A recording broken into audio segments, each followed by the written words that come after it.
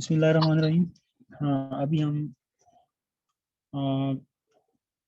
CSS ऐसे के हवाले से जो नोट्स मेकिंग है उसके हवाले से बात करेंगे कि आप लोगों ने जो CSS के ऐसे के लिए नोट्स बनाने हैं वो कैसे बनाने हैं, क्योंकि आज से हम जो है इसका जो सिलेबस है प्रॉपरली स्टार्ट करेंगे, क्योंकि सिलेबस जब जैसे जैसे आप पढ़ते जाएंगे तो आप लोगों ने साथ साथ नोट्स मेकिंग करते जाना है। नोट्स मेकिंग जो है ये क्रूशल है। आप किसी भी CSS के जो एस्पिरेंट जो CSS क्वालिफाई करते हैं, जो CSS के पोजीशन होल्डर्स होते हैं, ठीक है, तो उन सब की जो अगर आप स्टोरीज वगैरह सुने, सक्सेस स्टोरीज, तो उनके अंदर जो कॉमन चीज़ होती है और जो सबसे प्रायोरिटी पे होती है वो यही होती है कि they make notes.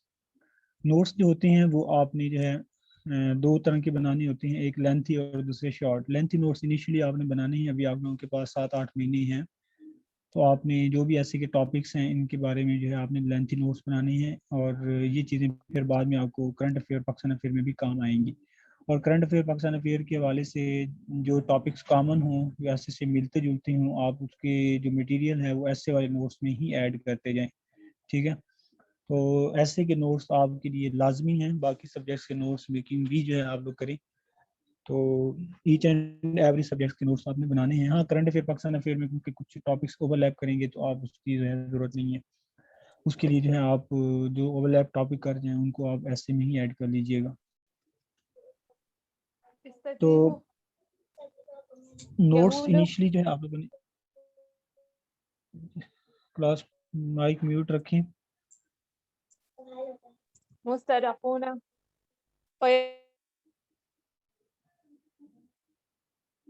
Ji, notes जो है आप लोगों ने इनिशियली लेंथी नोट्स बनाने हैं, और फिर जब आप लोगों के मॉक्स होंगे तब आपने उनको शॉर्ट नोट्स में कन्वर्ट करना है, ठीक है। तो नोट्स की जो है आपके पास दो फॉर्म में होती हैं। एक आप हार्ड फॉर्म में भी नोट्स बना सकती हैं, ठीक है। रजिस्टर्स लें, उसको डिफरेंट पोर्शंस में डिवाइड करें, ठीक है, और पोर्शन को डेडिकेट कर दें डिफरेंट टॉपिक्स के साथ, तो वो वहाँ पे आप नोट्स मेकिंग कर सकते हैं। या फिर आप शॉर्ट फॉर्म में नोट्स मेकिंग कर सकते हैं। शॉर्ट फॉर्म में जो है आपको MS वर्ड जो है उसको यूज़ करें, और उसमें जो है आप लोग नोट्स मेकिंग कर सकते हैं। नोट्स जो हैं आपके ऑर्गेनाइज्ड होने चाहिए, ठीक है। बगैर ऑर्गेनाइज्ड नोट्स वो आपके जो है अगेन जो है वो आपको कोई फ़ायदा नहीं देंगे। एट द एंड आपके पास कुछ नहीं होगा। ऑर्गेनाइज्ड नोट्स का क्या मतलब है? आपने रजिस्टर जो भी आपने जो है यूज़ करना है, ठीक है, उसका आपने जो है पर्टिकुलर पोर्शन जो है वो आपने डेडिकेट करना है फॉर अ सर्टेन टॉपिक, ठीक है। और उस पोर्शन को फर्दर आपने डिवाइड करना है सेगमेंट्स में। सेगमेंट्स किस चीज़ के होंगे? काजेज के ऊपर, इम्पैक्ट्स के ऊपर और सॉल्यूशंस के ऊपर, ठीक है। आपने एक पोर्शन रजिस्टर का किसी एक टॉपिक के बारे में बनाया है, फॉर एग्जांपल आपने जो है उसको पॉवर्टी के ऊपर बनाया है, ठीक है, आपने उसको जेंडर इक्वालिटी पे बनाया है, ठीक है, आपने उसको एजुकेशन के बारे में बनाया है। तो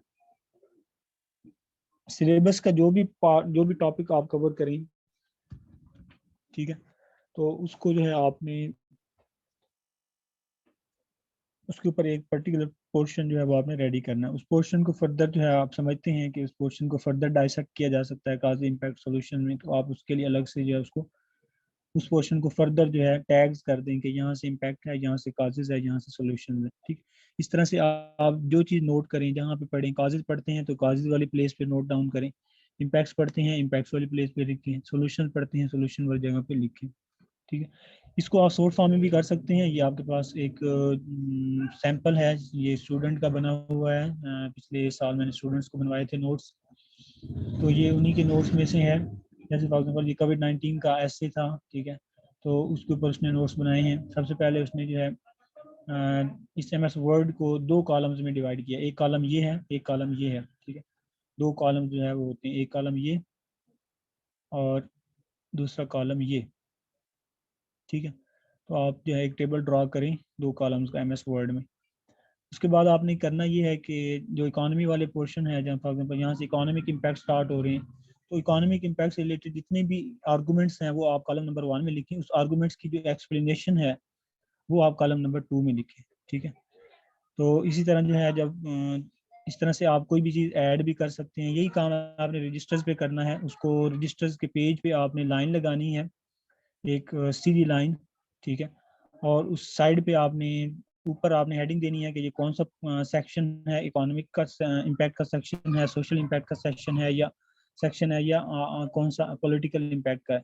मतलब जिस जिस टॉपिक से रिलेटेड जो भी सेक्शन है वो आपने हेडिंग देनी है। और एक साइड पे आपने जो है इसकी काज वो लिखनी है हेडिंग आर्गुमेंट, और सेकंड साइड पे आपने जो है उसकी एक्सप्लेनेशन लिखी जानी, ठीक है। हेडिंग वाली साइड थोड़ी सी आप लोगों ने मतलब कि नैरो रखनी है, ताकि जो है क्योंकि एक्सप्लेनेशन ज़्यादा होती है तो आपका ज़्यादातर पोर्शन इस चीज साइड पे आएगा। तो नेक्स्ट चीज़ ये है कि आपने क्या करना है, नोट क्या करना है आप लोगों ने।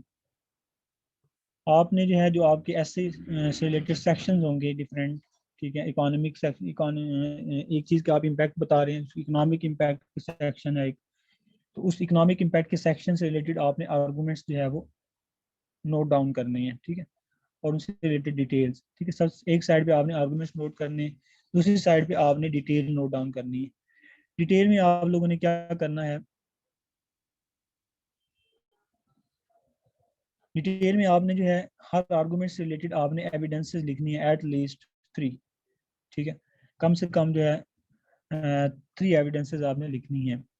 अब वो एविडेंसेस क्या हो सकती हैं, वो एविडेंसेस एग्जांपल्स की फॉर्म में भी हो सकती हैं। फॉर एग्जांपल आपने बलूचिस्तान की एग्जांपल पुट कर दी, फाटा की कर दी, सिंध की कर दी, रूरल सिंध कराची की कर दी, लाहौर की कर दी, या पाकिस्तान या आउट ऑफ पाकिस्तान किसी कंट्री की कर दी, किसी कंट्री के किसी रीजन की कर दी, किसी भी चीज़ की एग्जांपल, किसी रेवोल्यूशन की कर दी, किसी भी चीज़ की एग्जांपल जो है वो एक एविडेंस के तौर पे काउंट होगी।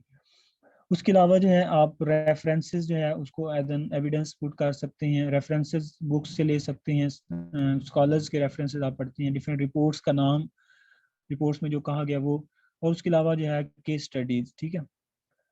ये जो है जेनेरिक। अब मैं आपको जो है डिफरेंट सेक्शन वाइज बताता हूँ। अगर तो काजिज इम्पैक्ट और प्रॉस्पेक्ट्स हों, ठीक है, तो उसकी जो है आप इन 3 चीज़ों के लिए जो है आपका जो मेजर फोकस होना चाहिए वो ये होना चाहिए कि आपने काज है तो उसकी कोई ना कोई एग्जांपल पुट करनी है एज एन एविडेंस, ठीक है।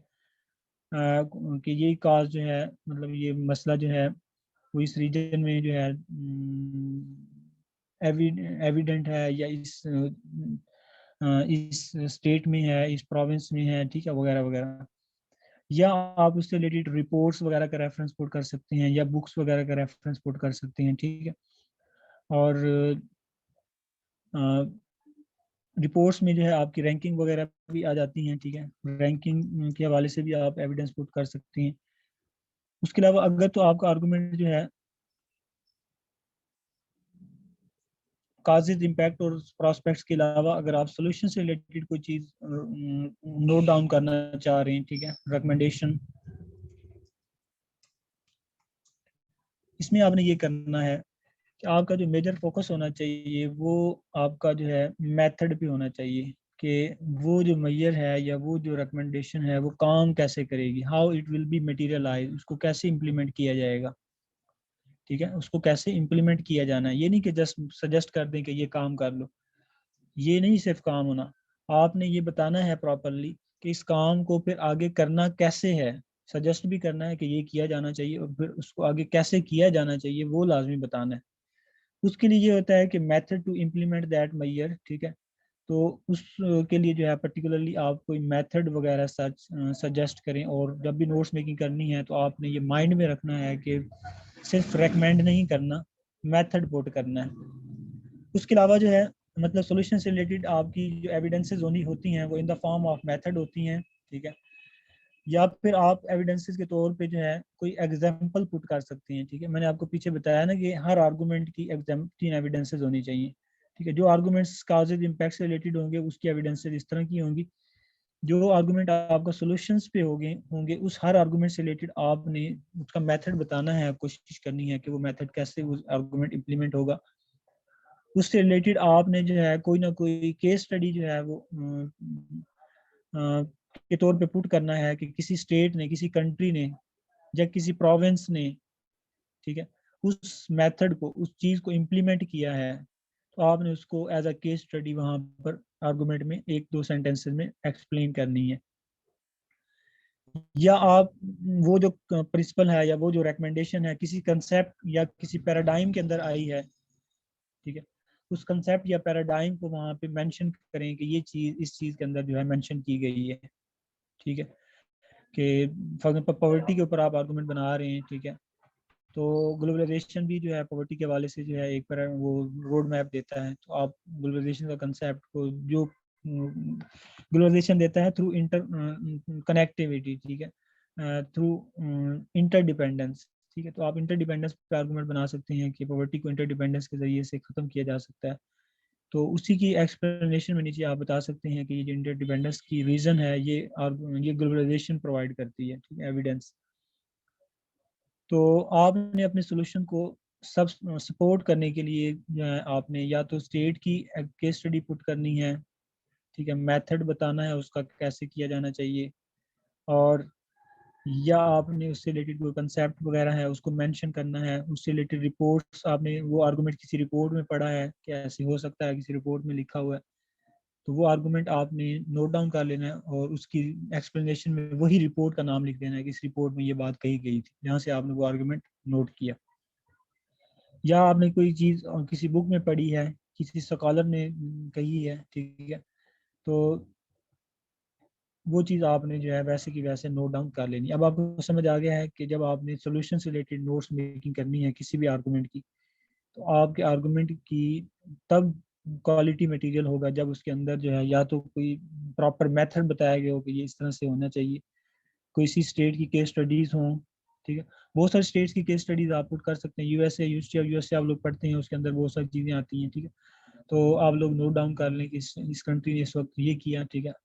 और इसी तरह जो है अगर आप सोशल डेवलपमेंट की बात करें तो स्कैंडिनेवियन स्टेट्स जितनी भी हैं वो सोशल वेलफेयर स्टेट्स हैं, ठीक है, तो आप उनके एग्जांपल पुट कर सकते हैं, ठीक है। ये मैं आपको साथ साथ आप लोग डिस्कस भी करते रहिएगा, मैं आपको बताता रहूँगा, ठीक है। तो नोट्स मेकिंग वगैरह आपने इस तरह से करनी है, ठीक है। उसके अलावा जो है मैं आपको बता रहा था कि स्कैंडिनेवियन स्टेट्स जितनी भी हैं they are you can say they can be taken as a case study, ठीक है, फॉर सोशल डेवलपमेंट आर्गूमेंट्स, ठीक है, सोशल डेवलपमेंट के जो आर्गूमेंट्स की वे फॉरवर्ड है, ठीक है, उनमें स्कैंडिनेवियन कंट्रियों पे वो सोशल वेलफेयर स्टेट्स हैं, ठीक है, वेलफेयर स्टेट्स हैं, तो वो एग्जैक्ट फिट होती हैं। आप नॉर्वे की लें, आप कैनेडा नॉर्वे की लें, ठीक है, स्वीडन की लें, डेनमार्क की लें, ठीक है। उसके अलावा और भी मतलब कि अगर आप यूएस की लेंगे कहीं पे भी डेमोक्रेसी से रिलेटेड आपने कोई पुट करनी है, ह्यूमन राइट्स से रिलेटेड, ठीक है, तो मतलब कि ये 3-4 स्टेट्स आपको बस पता होनी चाहिए, कोई ज़्यादा नहीं आपने रेडी करनी। स्कैंडिनेवियन स्टेट्स 2-3 रेडी कर लें, यूएस से रेडी कर लें, सिंगापुर रेडी कर लें। तो इन 3-4 स्टेट्स के जो है ना आप लोग मतलब ये सिस्टम पढ़ के ना उनके ऊपर अलग से नोट्स बना लें, और जिन जिन आर्गूमेंट्स में वो नोट्स रेलेवेंट हो वहाँ पर केस स्टडी जस्ट पुट करते जाएं, ठीक है, कि स्टेट ने ऐसा किया, स्टेट ने ऐसे किया, स्टेट ने ऐसे किया। तो 4-5 स्टेट्स आपने रेडी कर लेनी है, ठीक है। तो उसके अलावा जो है रिपोर्ट्स हैं, रिपोर्ट्स डिफरेंट ऑर्गेनाइजेशन की हैं, जैसे अगर आप सोशल डेवलपमेंट के ऊपर पढ़ते हैं, ठीक है, तो उसके अलावा उसके लिए जो है ह्यूमन डेवलपमेंट इंडेक्स की रिपोर्ट्स बहुत ज़्यादा आती हैं, ठीक है, और यूनाइटेड नेशन डेवलपमेंट प्रोग्राम है, ठीक है, उसके अलावा यूनिसेफ की रिपोर्ट्स आती हैं, ठीक है। तो ये चंद 3-4 रिपोर्ट्स अगर आप कर लेते हैं तो आपका जो है अच्छा खासा मटीरियल जो है वो रेडी हो जाता है। उसके अलावा आप कोई 2-3 बुक्स पढ़ लेते हैं पाकिस्तान अफेयर के लिए या करंट अफेयर के लिए पढ़ते ही हैं, तो उसके अंदर से जो भी आपके सोसाइटी से रिलेटेड आर्गूमेंट्स आते हैं, इकॉनमी से रिलेटेड, पॉलिटिक्स से रिलेटेड, तो वो आपने टोटल 2-3 बुक्स भी अगर अच्छी तरह से पढ़ ली हैं और उनका नाम, उनके राइटर का नाम और उसके अंदर से जो कुछ लिखा हुआ आपने कर लिया है ना, तो आपका सीएसएस क्लियर हो जाएगा। उसी मटेरियल को डिफरेंट जगह पे आपने पुट करना है एज अ रेफरेंस, ठीक है। तो कोई इतनी बड़ी लंबी चौड़ी बात नहीं है, ठीक है। एक बुक को आप पढ़ते हैं, उस बुक के अंदर फर्दर आगे मजीद रेफरेंसेस दिए होते हैं किसी और बुक के, उसको नोट डाउन कर लें, ठीक है। तो अगर आपने 5 एक रेफरेंसेस बुक्स के सही तरह से याद कर ली है ना और उनको एक बुक्स में से आपने फॉर एग्जाम्पल 10-12 रेफरेंसेस निकाल लिए हैं जो कि मुख्तलिफ टॉपिक्स में पुट किए जा सकते हैं, तो 2-3 बुक्स से आपके टोटल 20-22 हो जाएंगे। उन्हीं को अच्छी तरह से याद करें और डिफरेंट जगह पे पुट करें। इसे कहते हैं एनालिटिकल स्किल। एनालिटिकल स्किल यही है कि आपने एक चीज़ पढ़ी है, उसको ये नहीं कि बस जहाँ पे पढ़ी बस वहीं पे पुट करनी, उसके अलावा कहीं नहीं करनी। तो ये क्रॉस डायमेंशनल नॉलेज होता है। आपने इसको एनालिटिकल स्किल्स के जरिए से जगह जगह पुट करना है। आपको पैराग्राफ मेकिंग का स्ट्रक्चर आना चाहिए, बस वो मैं आपको बता दी है। इस तरह से आपने नोट्स मेकिंग करनी है और इसी तरह से आपने पैराग्राफ लिखने हैं। ठीक हो गया। अब एक चीज़, जो चीज़ आपने नोट्स मेकिंग के दौरान करनी है वो ये है कि आपने कुछ चीज़ों को हाईलाइट करते जाना है। फॉर एग्जांपल जो है, आपने कोई रेफरेंस लिखा है तो रेफरेंस का क्या टाइटल है, ठीक है, बुक का टाइटल, अगर आपने स्कॉलरली रेफरेंस दिया तो स्कॉलर का नाम का टाइटल, ठीक है। इसी तरह आपने रिपोर्ट्स का लिखी है तो रिपोर्ट्स का नाम, अगर आपने कोई एग्जांपल किसी रीजन की लिखी है तो रीजन का नाम आपने मार्कर से लिखना है, ठीक है। ये अभी से आपने करते जाना है और पेपर में भी फिर आपने ऐसे ही करना है। तो अभी से आप लोग करेंगे तो फिर इंशाल्लाह आप पेपर में भी जो है इस चीज़ को फॉलो करेंगे, ठीक है। तो यहाँ तक जो है आप लोगों की नोट्स मेकिंग के हवाले से जो है मैंने आपको बताया है कि आप लोगों ने नोट्स मेकिंग का किस तरह से जो है फॉलो अप करना है। आज से आप ऐसे का सिलेबस को स्टार्ट करेंगे तो आपने इन गाइडलाइंस के तहत जो है आज से नोट्स मेकिंग स्टार्ट कर देनी है, ठीक है।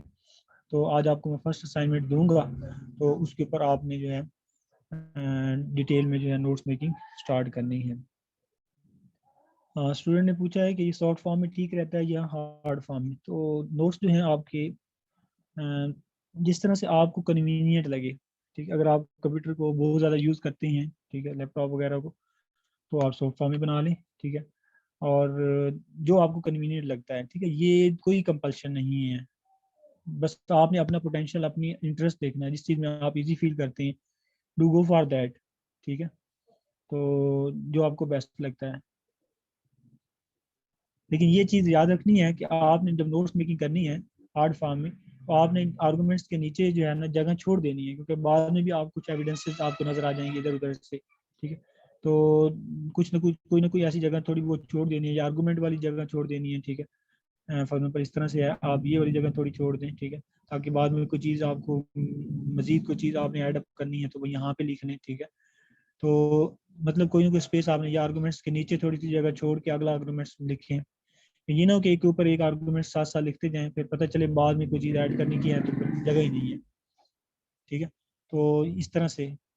और दूसरा ये है कि आप डिफरेंट सेक्शंस हैं, जैसे फॉर एग्जांपल ग्लोबल, ये कोविड-19 का इम्पैक्ट है ना, इसके ऊपर डेफिनेटली बहुत सारे सेक्शंस बनेंगे। इकोनॉमिक इम्पैक्ट का बनेगा, तो आपने रजिस्टर पे या जिस चीज़ पे भी बनाना है तो आपने सेक्शंस को जो है अलग अलग से बनाना है, ताकि एक सेक्शंस के आगे फर्दर जब आर्गूमेंट ऐड करने की जरूरत पड़ जाए, ठीक है, तो आप ऐड अप कर लें, ठीक है। ये ना हो कि इकोनॉमिक के फ़ौरन बाद अगले पेज पे जो है वो पॉलिटिकल का हो और बीच में कोई पेज ही ना हो, बाद में इकोनॉमिक का कोई और आर्गूमेंट नजर आए तो आप उसे लिख ही ना सके, ठीक है। जैसे इसने लिखा, मैंने बीच में जगह छोड़ी हुई है तो जहाँ ज़रूरत पड़ी वहाँ पे लिख लिया। Any other question? सोर्स नहीं है जहाँ पे ये सारा फुल फ्लैज बनी हुई हमें मिले चीजें। वो तो ठीक है, वो ऐसा नहीं कह रहे कि नहीं हमने कुछ नहीं करना या हम नहीं निकालेंगे, लेकिन कोई ऐसे फुल फ्लैज कोई ऐसा सोर्स नहीं है जहाँ से हमें ये सारे रेफरेंसेस इकट्ठे मिल जाएं। Good question. इसका जो बेस्ट आंसर है वो ये है कि देखें, एक्सपीरियंस अगर आप जो है बड़ी बनाई चीज़ें करेंगे, ठीक है, तो उसमें ये होगा कि आपका जो है अपना नॉलेज नहीं बिल्ड होना, ठीक है। इसलिए पहले दिन से ये याद रखें कि नोट्स आपके अपने होने चाहिए। नोट्स किसके होने चाहिए? आपके अपने होने चाहिए, ठीक है। ये तब क्रिएटिविटी आएगी जब आपके नोट्स अपने होंगे, ठीक है। मैं आपको मटेरियल दूंगा, आपको लेक्चर्स भी कुछ सिलेबस के जो है प्रोवाइड करूंगा, लेकिन इट डज नॉट मीन कि मैं आपको जो है कोई स्पून फीडिंग करूंगा। ऐसा नहीं है, वो आप लोगों के लिए भी नुकसानदेह है। You have to build your, you have to learn, you have to create skill in your self कि कैसे नोट्स मेकिंग करनी है। लेटर ऑन जब आप सिविल सर्विस एकेडमी में जाएंगे, वहाँ पे आपको असाइनमेंट्स दी जाएंगी, ठीक है, तो वहाँ पे फिर आप क्या कैसे करेंगे। आप अभी से जो है ज़्यादा नहीं, थोड़ी बहुत अपनी स्किल्स बिल्ड करें, आप डिफरेंट चीज़ों को देखें। और फॉर एग्जांपल आपने 2 बुक्स पढ़ी हैं, अगर आपको 2 बुक्स को इस्तेमाल करना आ गया तो सफिशिएंट है। लेकिन अगर आपने बस नोट्स को रट्टा लगा लिया और आपको नहीं पता कि किसी बुक को पढ़ के कैसे नोट्स में ऐड करना है, किसी रिपोर्ट को पढ़ के कैसे ऐड करना है, डाउन का आर्टिकल पढ़ के कैसे करना है, तो फिर आप हमेशा कंफ्यूज रहेंगे। और याद वो चीज़ रहती है जो आप अपने अपने हाथों से अपनी अपनी खुद करेंगे, अदरवाइज आपको चीज़ें याद करने में मुश्किल होगी। और नोट्स कहते ही अपनी बनाई हुई चीज़ को हैं, ठीक है, नोट्स कहते ही अपनी बनी बनाई हुई चीज़ को हैं।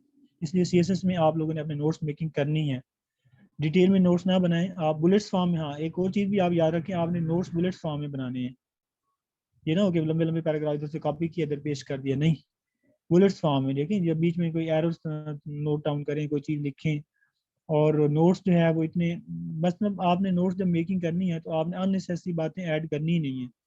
जो चीज़ आपको पता है कि एविडेंस है, ठीक है, तो बस एविडेंस एग्जाम्पल जो नेसेसरी चीज़ें हैं उन्हीं को नोट करना है। बाकी डेफिनेशन, ठीक है, जो आपको लगता है कि आपको नहीं आती वो चीज़ें नोट करनी है, जो चीज़ें आपको आती हैं वो नहीं नोट करनी, ठीक है ना।